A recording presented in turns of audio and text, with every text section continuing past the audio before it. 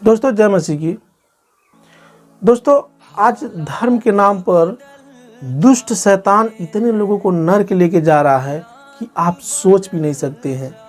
शैतान अलग अलग जात पात रीति रिवाज धर्म खड़ा करके लोगों को, बहुत सारे लोगों को, मैं केवल भारत की ही बात नहीं कर रहा हूँ, मैं पूरे विश्व की बात कर रहा हूँ, मैं पूरी दुनिया की बात कर रहा हूँ कि शैतान जो है ये सारे धर्मों को बनाकर, रीति रिवाज को बनाकर इसमें सबको उलझा दिया है कि सच्ची धार्मिकता यही है। मेरे प्रिय भाई बहनों, धर्म बनता कैसे है, धर्म होता क्या है, ये मैं आज आपको बताऊंगा। जैसे मान लीजिए आपके घर में बहुत सारे कमरे हैं, जैसे बहुत सारे कमरे मिला करके एक घर बनता है, वैसे ही बहुत सारे रीति रिवाज जात पात मिला करके एक धर्म बनता है। यही सच्चाई है मेरे प्रिय भाई बहनों। आप भले ही इसका अच्छा नाम दे दें, लेकिन यही सच्चाई है। जैसा कि हमारे समाज में होता चला आ रहा है कि धर्म के नाम पर उसको मार दिया, धर्म के नाम पर जो है आज लड़ाई दंगे झगड़े होते हैं। मेरे प्रिय भाई बहनों, बाइबल सिखाती है कि इंसान एक बार जन्म लेता है और एक ही बार मरता है और उसके बाद उसका न्याय होता है। मेरे प्रिय भाई बहनों, अब न्याय के बाद वो अनंत काल के नरक में जाएगा या अनंत काल के स्वर्ग में जाएगा। अब आप कहेंगे भैया ये अनंत काल क्या होता है? तो अनंत काल मैं आपको स्पष्ट बता दूं कि अनंत काल का मतलब होता है हमेशा हमेशा के लिए, यानी या तो हमेशा हमेशा के लिए आप स्वर्ग में जाइए या तो हमेशा हमेशा के लिए आप नरक में जाइए। उदाहरण के लिए मान लीजिए अगर मैं कहूँ 2000 साल, 10,000 साल, 20,000 साल, 50,000 साल, तो वो भी बहुत कम पड़ जाएगा मेरे प्रिय भाई बहनों।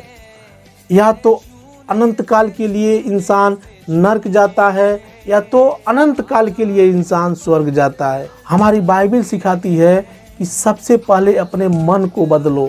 अगर तुम्हारा मन सच्चा रहेगा तो तुम्हारे कर्म अपने आप अच्छे हो जाएंगे। मान लीजिए कोई लड़का है और वो लड़का कक्षा 2 या 3 या 5 में पढ़ रहा है, तो और उस लड़के का पढ़ाई में मन बिल्कुल नहीं लग रहा है, तो क्या आप उसे ज़बरदस्ती पढ़ाई में मन लगवा सकते हैं? जब तक उसका मन नहीं कहेगा पढ़ने के लिए।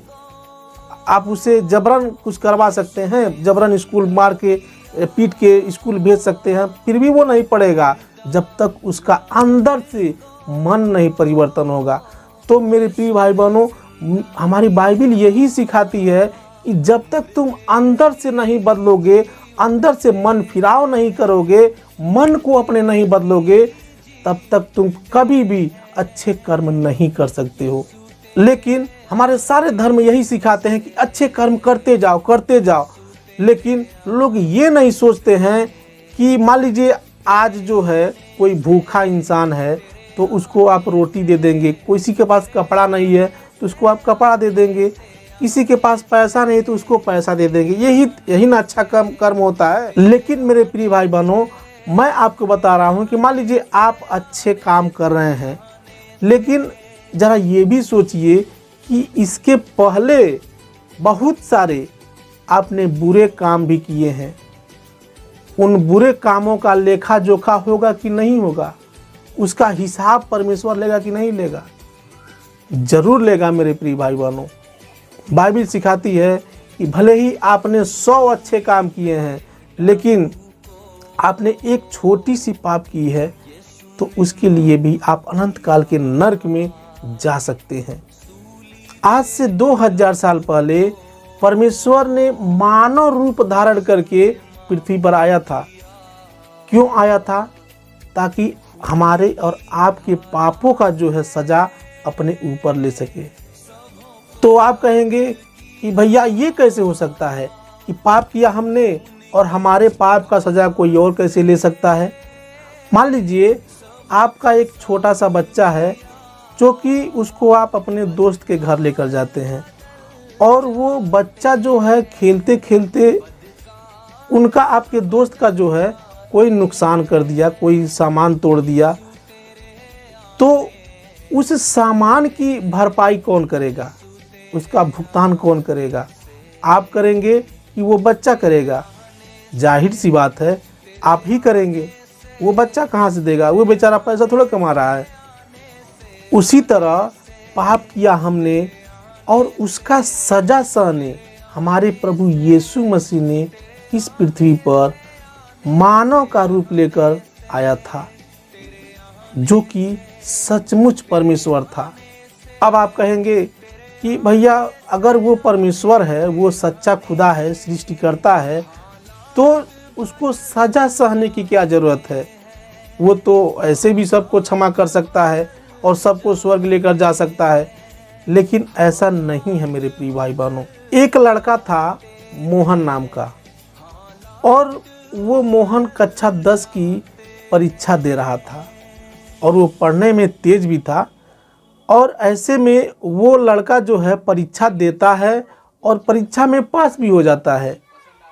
उसी के साथ एक और लड़का परीक्षा दे रहा होता है, उसका नाम शुभम है।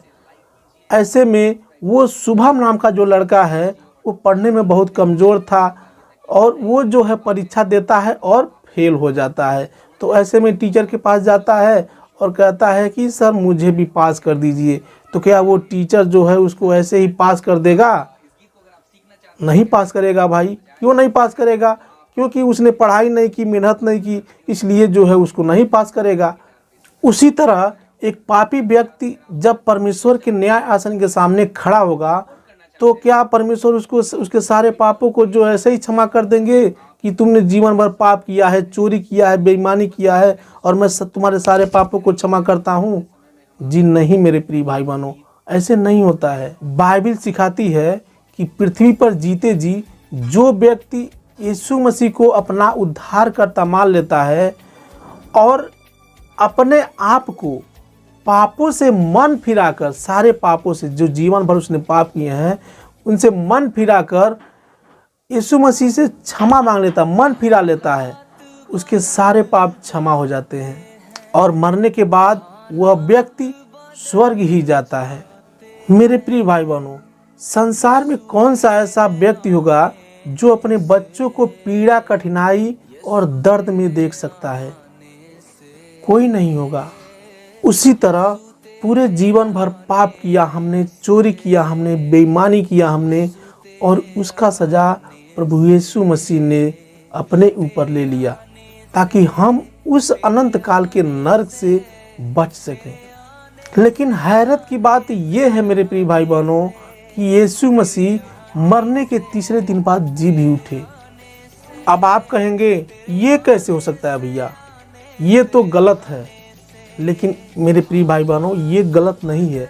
मैं 100% लिख के देता हूँ कि ये 100% सच है, क्योंकि मरने के तीसरे दिन बाद जब यीशु मसीह जी उठे तो उन्हें 1-2 लोगों ने नहीं देखा बल्कि सैकड़ों लोगों ने देखा था। मेरे प्रिय भाई बहनों, जब यीशु मसीह को लोग लटका के मार रहे थे तो उस समय 8-9 ऐसे इतिहासकार थे जो कि उस घटना को देख रहे थे और वो इतिहासकार जो है किसी और सब्जेक्ट को लिख रहे थे। तो देखे कि लोग मार रहे हैं उसको इतनी दुर्दशा से, तो उन इतिहासकारों ने 2-3 पन्ने में यीशु मसीह के बारे में भी लिख लिया। तभी से उसका जो है सबूत बन गया कि यीशु मसीह मारा गया, गाड़ा गया, फिर जो है तीसरे दिन जिंदा हो उठा। आप चाहें तो मेरे प्रिय भाई बहनों इस बात को जो है आप गूगल पे सर्च भी कर सकते हैं।